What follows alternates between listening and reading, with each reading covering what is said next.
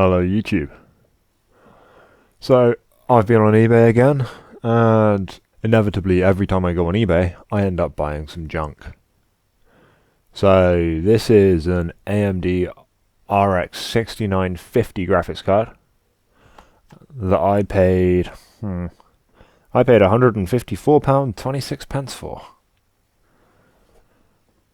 Seemed like a good idea at the time. We did pretty well on the last graphics card that I bought, so I thought I'd buy another. The original owner said that the card was working fine, and then the next day they turned on the computer and it lights up, but they get no power, no display.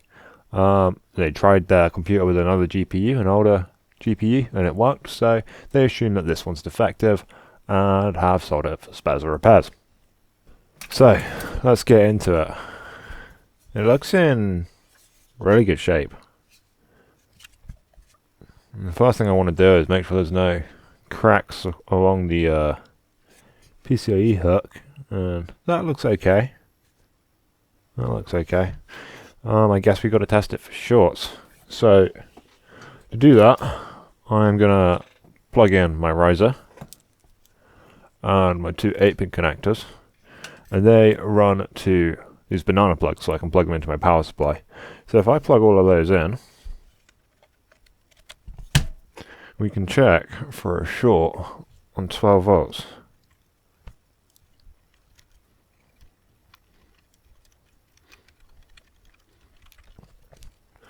So there's three locations of 12 volts. There's the two power connectors up here, and then there's one 12 volt on the first few pins of the PCIe riser. So if any one of those three is short circuit, we will have a short circuit measuring now, measuring resistance between black and red on these banana plugs. And we got 450 ohms. So that's okay. I guess the next thing to do is see if it turns on. See how much power it draws. I can't remember what the 6950XTs draw in terms of current consumption, but I don't know, I'd expect it to be over an amp. Let's turn the bench power supply on. Make sure we're set to 12 volts. And 6 amps, okay. Let's see. Oh, okay. We have some fan spin. And a nice steady draw of 1.5 amps. That's 18 watts. That's not too bad at all. That looks like it should be working. So, I don't think there's a power problem. Let's turn that back off. Now, the problem with these cards specifically is their weight. So, because these heatsinks are so heavy, you sit the card in a computer like this, it's going to want to sag, and that puts a lot of pressure towards the back end of the PCI slot. Now, under here, under the heatsink here, there's going to be video memory, and that can shear and break under the weight of this heatsink. I've seen it on the 6950XT before. They're very heavy cards, especially for their size. They've got a very rigid backplate and heatsink, so it actually, you'd think it would be quite good and quite solid, but these are quite easily damaged. So what I'm going to do is I'm going to run a mem test on it to see if we've got any faults on memory, and then we can go from there. I imagine we're going to have a memory channel failure on the bank of memory closest to the PCIe slot. Let's get it in a test rig and see if it's got any failed memory channels. Okay, apparently not. Okay, let's see if it displays an image. No way, it works, apparently.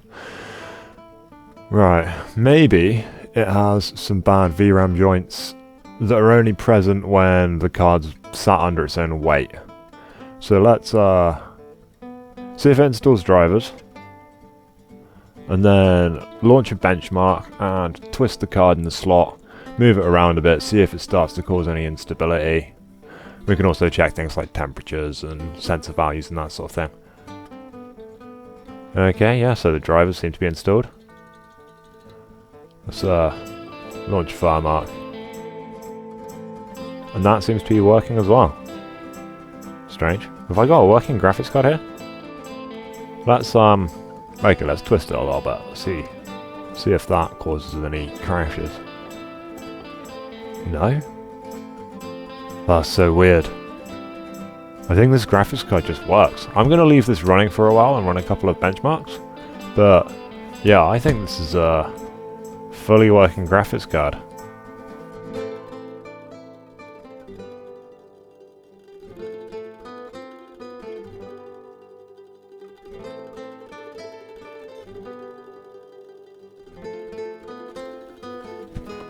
So, I'm back. And yeah, I can't see anything wrong with this. I don't even really want to break the warranty seal. The temperatures look good, especially for an AMD card. They usually have quite a big hotspot difference, but this one's fine. Performance is really good. It doesn't crash when I move it around in the slot. It doesn't seem to have anything wrong with it at all. So I guess sometimes you buy something that's faulty on eBay, and it just works. So yeah, I think I'm going to use this graphics card to edit this video, or at least most of this video, and then if it doesn't crash or I don't have any problems with it in the next few days, I will get this thing sold. Can't believe it works.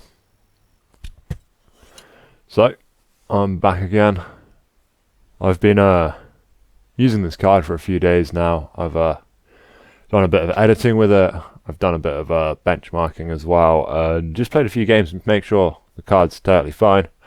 And it's worked absolutely perfectly, not a single problem, which is good. We sort of needed a win coming off the back of the last video in the series where I couldn't fix the Asus laptop that we had. So at the end of the last video, the remaining balance I had was £313.81. I paid £154.26 for this, which left me with £159.59. So, I've sold the card. I sold the card for £287.79, which means I've made £133.53 profit, bringing the total series balance to £447.38. Pretty good considering I didn't have to fix it. Sort of annoyed that this video wasn't more interesting, but I mean, what can you do? Thanks for watching. Hit that like button and subscribe to see me buy broken stuff and not fix it. Goodbye.